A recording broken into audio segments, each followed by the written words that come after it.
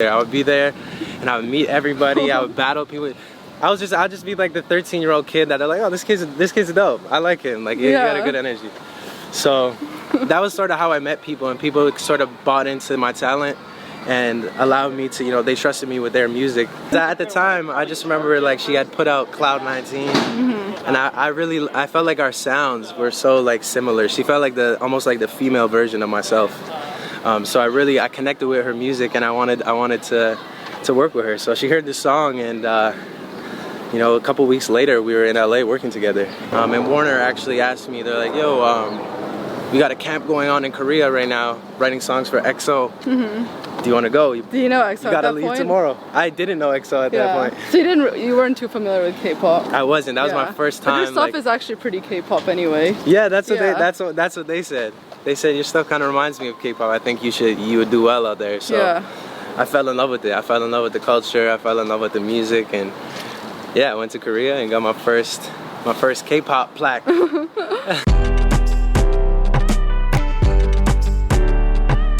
Hi, this is Lauren Engel of Sidewalk Talk. Today I'm here with Maurice Moore. Hey. So you were born in Springfield, Illinois. Springfield, Illinois. Born there but not raised. Yeah. I moved to Canada when I was very young. I don't even remember Springfield really. Oh. But you know, I was born here, so I got that dual citizenship, baby. Was it for your parents' job that you moved to Ottawa? Yeah, my parents. My parents moved to Canada. My mom's Canadian, so oh, okay. They came back to Canada when I was young to raise us in Ottawa, and then they divorced actually when I was 6. But that gave me like a cool little dynamic of like meeting different people and going to different schools and stuff like that. What kind of careers were your parents in, or no? My mom is a nurse, a very good nurse.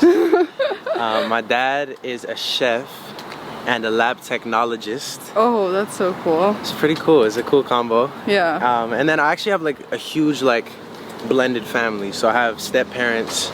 My stepmother is a social worker, and my stepdad is a police officer. And you also have really diverse like ethnicities from your parents, right? I think I read in previous interviews. What were they again? So my dad is black. I got black, white, Native American, and so they say Cuban as well. Oh wow. Yeah, so it's definitely very eclectic. Yeah. Yeah, I feel like that has like also bled into other areas of my life, that eclecticness. I think I just see the world like everything is connected. You know what I mean? Yeah. Same way that I was raised with so many different cultures and different foods and ways of looking at the world. I think that's just become like my personality almost. Even in my music too, actually. And was it difficult, your parents divorced when you were 6? Definitely. Yeah, you already felt it back then. I was very young, and I think it affected me in some ways. You know, I was sad. I always believed in love. I still do. So I just wanted to see my parents happy, but they're so happy now. So I think like as time went on, in hindsight, I think it was the best thing that could have happened for my parents to be truly happy. So I'm happy. Yeah. I think it affects some of my other siblings a little bit differently, but for me, I think it just like taught me about the things that I want in my life, also the things that I don't want, you know? Yeah. What kind of music was your mom playing in the house when you were growing up?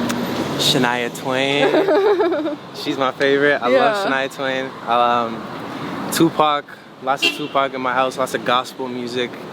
But again, very eclectic taste in music in my family. You know, my dad's side was very into like hip hop and African music, like Nigerian music. So I always be listening to that. And then my mom was listening to like Shania Twain and more like pop music. I was listening to literally everything. Everything. I'm just like a music lover all around. So yeah. And you were in a duo with your sister, right? What was it called, like RetroFuture or something? RetroFuture. Yeah. Yo, you did your research. Come on. How did that form, or how old were you when that happened? I must have been like 14, 15, up until like probably I want to say 16. I started out like when I first started doing music, I was just rapping. J-Fizzo. So I was just rapping. That was like kind of my introduction to music, was through rapping and hip hop and battle rap. Like that was my shit. And then progressively, you know, my sister was getting into music as well and singing and writing. And one day she asked me like, you should sing on this song. I need like a male voice. And I was like, no, I don't sing. I don't do that. But eventually, you know, she convinced me. And I don't know, just that feeling of hearing myself back in that like vulnerable singing.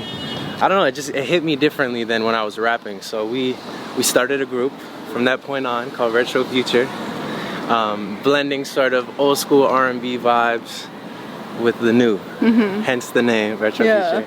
And yeah, we did that for about 3-4 years. We were on the radio, and then she moved to Toronto, and I continued to, you know, pursue my music career separately as solo artist. Was it surprising that you like had this voice that you didn't know, because you were just focusing on rap, but you didn't even realize you had this like lovely, like soulful voice? Thank you. You know what? I didn't know until I saw women react to it. I think like, and initially I thought it was fun, but I didn't think I was that good until I saw the way that I could connect with women through music and through singing. I just felt like I was able to show a whole other side of myself, which was more vulnerable and less like, hey, I need to be a tough guy all the time. So that was nice, and I think that was what drew me the most to music was I felt like it just connected me with a different energy. Yeah. You know what I'm saying? Actually, how did your music get on the radio, or how did you even circulate that? So there's this guy named Brian Tong. And he was like my first little manager, and he would kind of take us around the radio stations and bring us to the mall and like make us sing to like random people. At like 15, 16 or? Yeah. And that was really like, honestly, that was like so instrumental to like allowing me to be able to perform and be confident. Cause he just like forced us. Like we'd be walking down the street and like, hey, go up to her and sing to her. Like true like old school manager stuff. So he was great, and he really started getting the ball rolling for our careers. And was that like original music you guys were writing, or? Yes. Wow. And how did you even find producers back then? I produced everything. Damn. I produced everything. Yeah, good old internet. Shout out to the internet. I'm an internet baby. I learned how to do everything, just YouTube. And I remember I had like a cheap little laptop microphone, and that's how we used to record our songs before we could, you know, get better equipment. And yeah, we kind of self-taught everything, even singing, rapping, producing, just straight internet babies. Was your mom supportive of you guys? Always. Always. Wow. My family is so supportive with just anything we want to do. You know, they're gonna push us to the limits and make sure we're serious about what we're trying to do. But at the end of the day, I think my family has always had my back and my best interests in mind. It was also a struggle though, right? Because you were also helping your mom like pay the bills and everything. Yeah, I mean, our family was, like I said, you know, it's a blended family. So there's all sorts of complex moving parts. But I think, you know, me and my family, I felt like I was just somebody that really wanted to just bring everybody together. I love that, yeah. Yeah. So, nah, I'm definitely a family man. Maurice Moore is a family man. The quote. When you grew up, you were like vegetarian, right? Or were you already vegan growing up? I went vegan in 11th grade. But before that, I ate meat. I went to McDonald's. I ate everything. Yeah, what made you change that? That's like a big part of your life now. Definitely, definitely. I think like it started out as mostly like a spiritual decision. It wasn't anything related to animals or the environment. It just started out as like a decision that I felt like for me to spiritually be as pure, if you will, as I wanted to be, and as connected and grounded. I had to learn how to, you know, be able to respect all the life around me, including animals. So it started with that, but then I started learning about nutrition. I started learning about my health. I started learning about the environment. And then it was like, okay, why would I not do this? Yeah. This is something that I want to do probably for the rest of my life. So, yeah. How did you get more into your athletic side? Because you were doing, was it football or? Football, yes, American football. I would say that was my first love. My God-given talent before music, actually. And to this day, you know, it's still something that I do. It's still something that I love. And you never know, maybe you'll see me suit up one of these days again. But that was like when I was born, athletics were just always something I excelled in. I would always be the fastest kid wherever I went. And you were nearly being recruited, right? Or yeah, I was actually I was an All-American which is, I guess you could say, like one of the highest honors that you can have as a football athlete in North America, and definitely highly recruited. But I decided, you know, I wanted to do music with my career and pursue that. But it wasn't until my first semester of college, on a scholarship. Oh, where did you go? So this was at McMaster University in Hamilton, Ontario.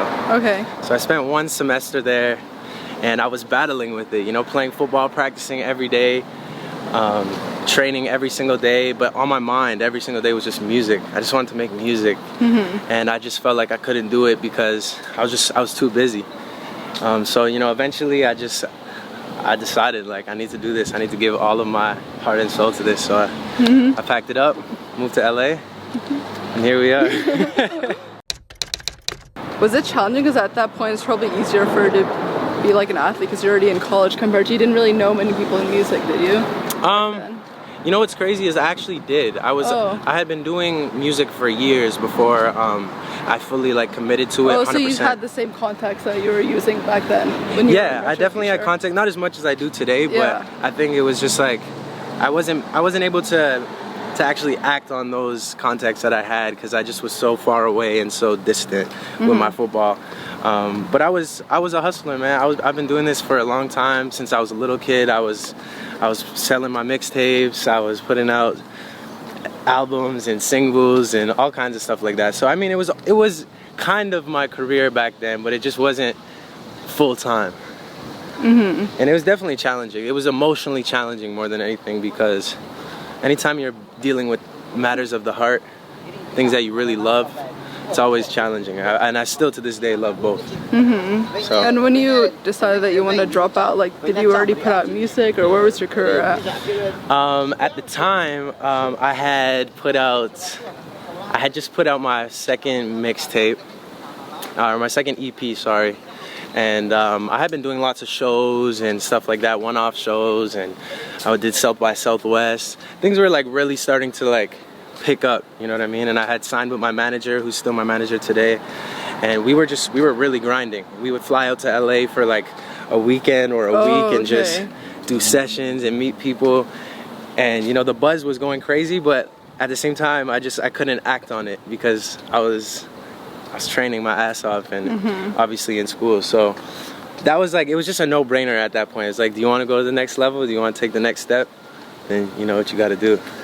Yeah. Also talk a bit about the summer company grant that you got. Yeah. So in Ottawa is the capital city of Canada, and we have a lot of, you know, government organizations that work to help upcoming artists and like people that just in the arts in general.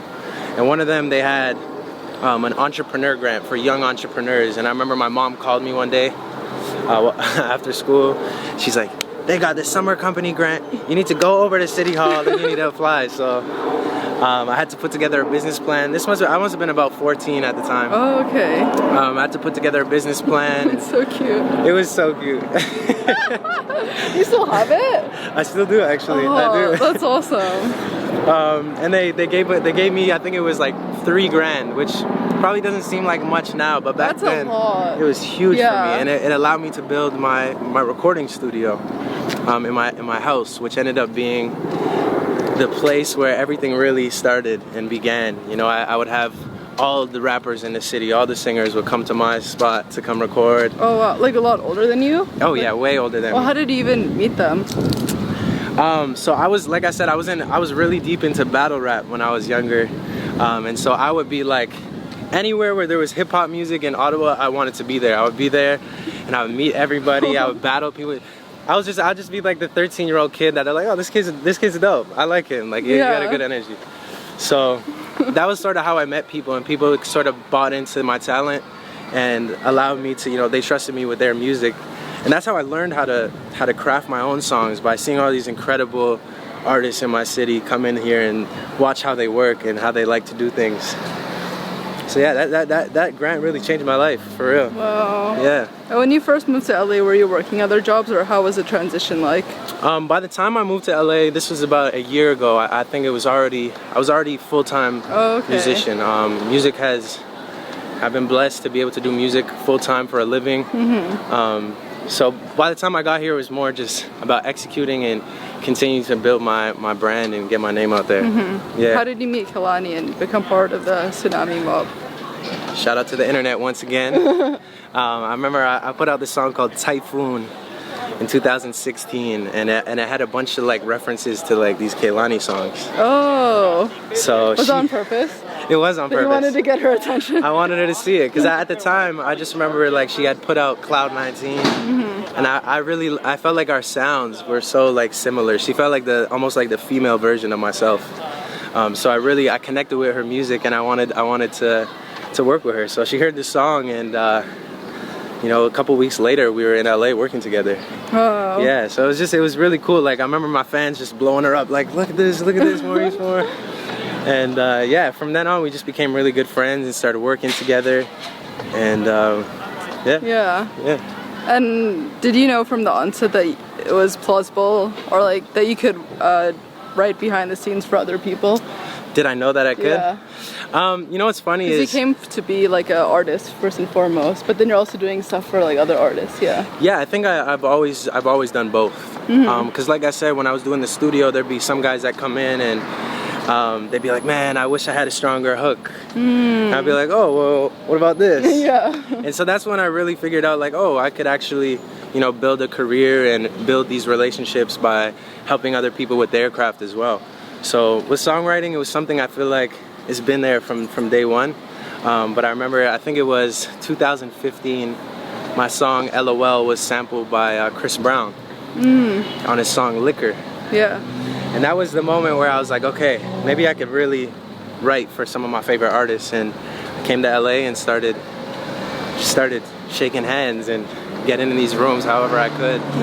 And you know, a couple years later now, songwriting is a big part of my career. Yeah. So how did the Trey Songz come about?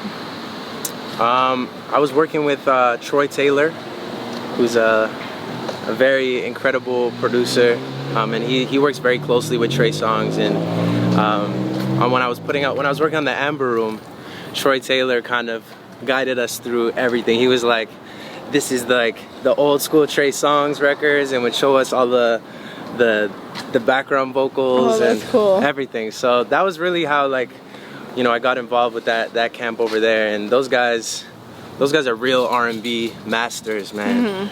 You guys don't even understand. Like, these guys taught me so much. But yeah, that was all through Troy Taylor, man. Troy Taylor, shout out to you if you're watching this. Yeah. How about with her? I actually met her here in LA at Paramount Studios. I was in a studio session with this producer named Swag Arcelius. And I remember like a couple hours into the session, her walks in. And at this point, I didn't know who she was. But, you know, there was an instant just like connection. Yeah. Musically, we were just going off of each other, and we had these incredible, beautiful conversations. And from there on, you know, we kept in touch, and we just kept working and collaborating together, and yeah. How did you get more into the K-pop with EXO and NCT? So I want to say in like 2015, when all the songwriting stuff was starting to pick up, I was becoming a little more sought after, and people were starting to check for me. And Warner actually asked me, they're like, yo, we got a camp going on in Korea right now, writing songs for EXO.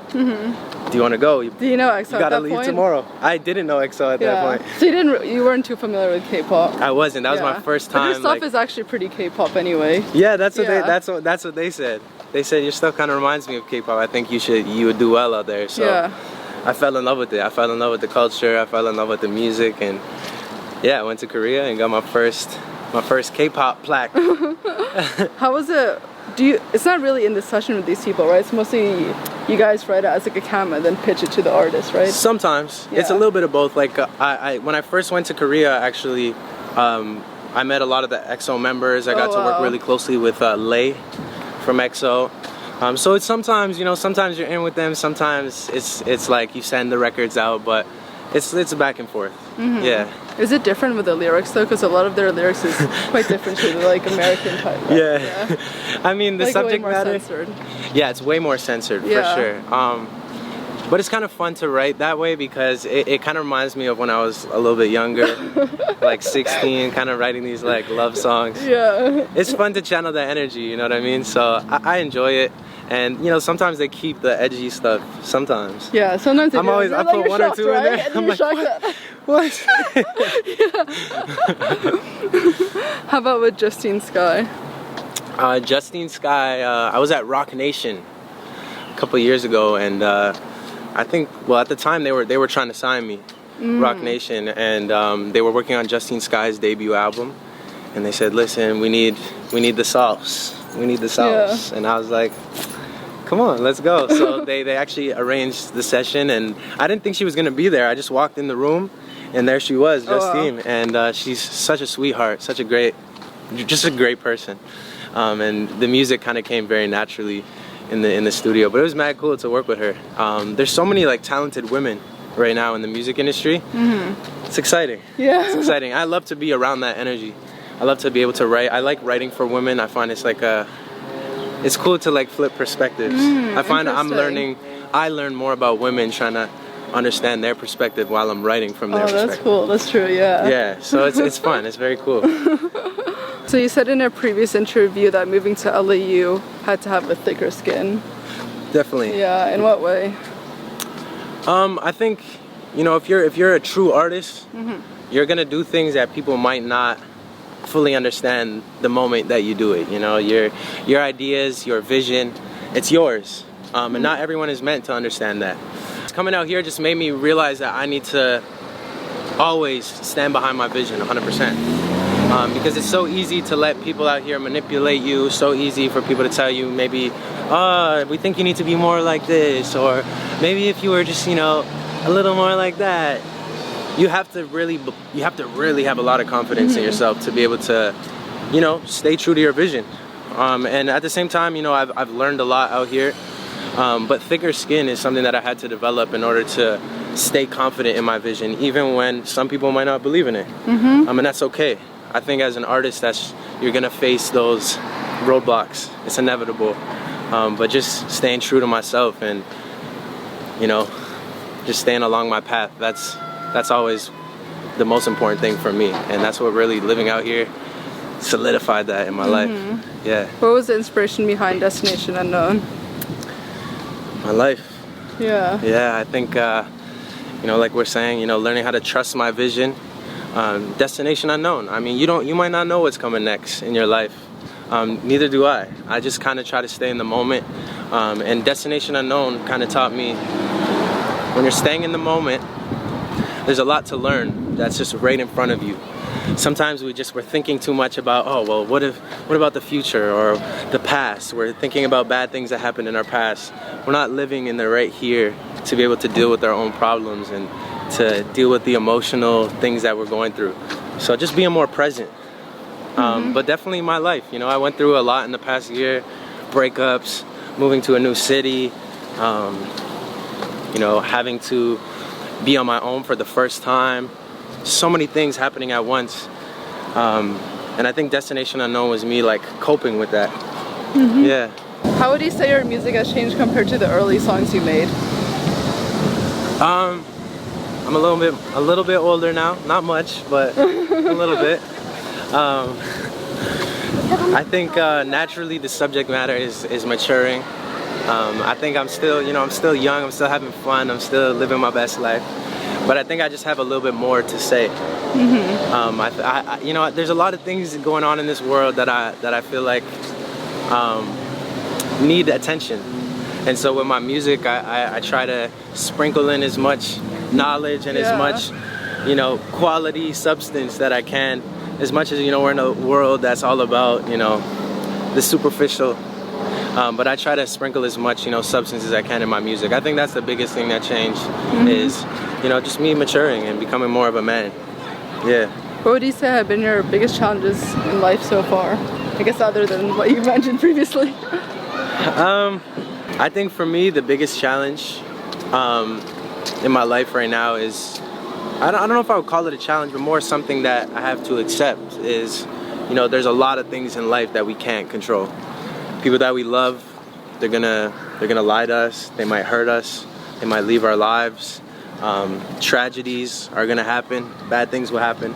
But I think what I've learned this year is like to accept the things that I can't control and not dwell on them. Don't give my energy to them. Don't overly focus on them.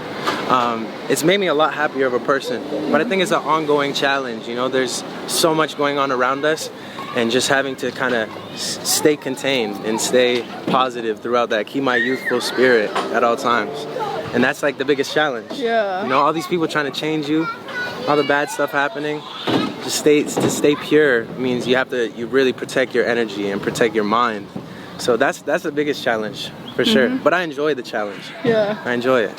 Yeah. What does love mean to you? Everything.